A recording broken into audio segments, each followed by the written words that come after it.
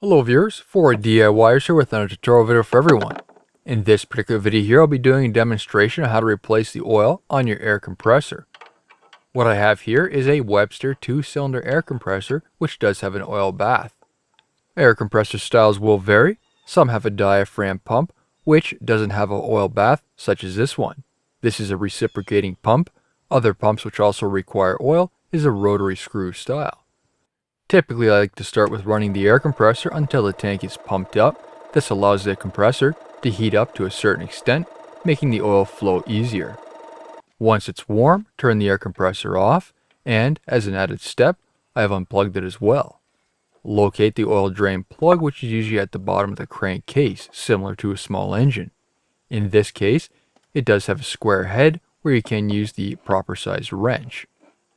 There won't be a large amount of oil. Capacity requirements will vary, and have a drain pan large enough just to be safe. Allow the oil to drain. If possible, I have tipped over the compressor slightly to help empty out any oil which may remain in the air compressor if it's not sitting level. Once done, ensure the drain plug is clean and then reinstall. Tighten the drain plug accordingly. Now for filling, there will be another plug similar to the drain plug but larger, located further up the crankcase. A funnel would be best, and considering not much oil is required, I would recommend adding it slowly and checking the level frequently. Oil change requirements can vary between pump types, oil types, and manufacturers. Typically, oil changes should be done at every 1,000 hours of usage or less. Oil weights will also vary, and this will depend on the climate your air compressor is exposed to, as it will affect the viscosity.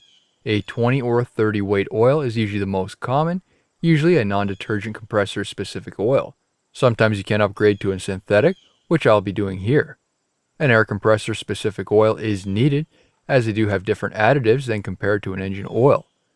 Compressor oil has an anti-foaming additive, so the compressor doesn't have lubrication issues. For this compressor, I was actually expecting it to be just over 1 liter or 1 quart of oil. So based on that, I bought 2 liters or about 2 quarts of oil. Instead, it only took just under 1 liter or 1 quart of oil.